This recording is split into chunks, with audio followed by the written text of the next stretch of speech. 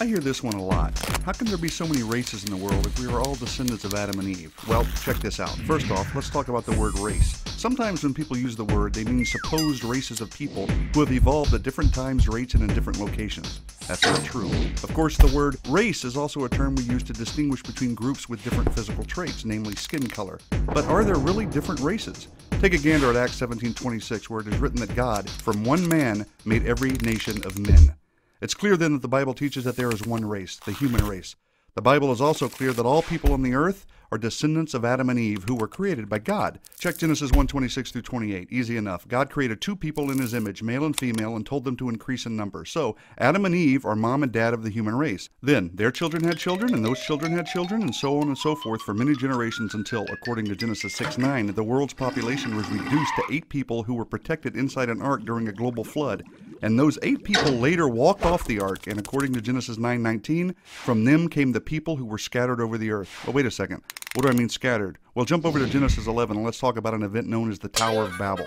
Basically, because of the sinful actions of the descendants of Noah, the Lord confused their language and scattered them from there over all the earth. That's pretty clear and concise. Okay, so we've got lots of people who are descendants of the 8 folks who came off the ark, and now they have been scattered all over the earth. That explains that we are still one race and that different groups of people ended up in different locations. But how do we get a bunch of different colored people if we are all one race? Well, follow along. This, of course, is a simplified explanation, but the basic principles are true. We all have a pigment in our bodies called melanin, which, depending on different variables, produces different shades of the one main skin color we all possess. Several genes control the amount of melanin produced and thus the variability in the skin shade. In fact, it's easy for one couple to produce a wide range of skin shade variability in just one generation, as we'll see in just a moment.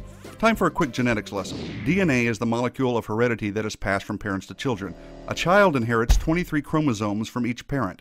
Each chromosome pair contains hundreds of genes, which regulate the physical development of the child. However, to illustrate basic genetic principles pertaining to the topic, we'll just talk about 2 genes, the genes that control the production of melanin. So, let capital A and capital B symbolize versions of the gene that code for large amounts of melanin, while little a and little b code for small amounts. Got it? Easy. Check this out.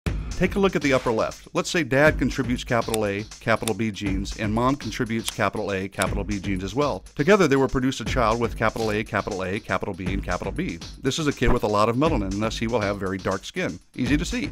Here's the bigger point though. Let's say dad contributes capital A, capital B, and mom contributes little a and little b. Well, the child's skin will be middle brown shade, the combination of capital A, little a, and capital B, little b, which by the way represents a majority of the world's population. Not only that, but if each parent is capital A, capital B, little b, the combinations that could be produced in their children could result in a very wide range of skin shades in just one generation. So, since Adam and Eve were the first people ever, it makes sense to conclude that God placed in them a combination of genes that could produce all different shades of skin we see.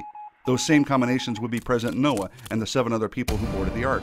And because God dispersed people at the Tower of Babel, he dispersed the population, thereby isolating gene pools in the different people groups. Over time, different cultures formed in different locations with certain features like skin shade becoming predominant. And here we are today. And since we all go back to Noah and his family, it makes sense that we are all different shades of brown. One race, multiple people groups, just like the Bible teaches. Simplified for sure, but enough said.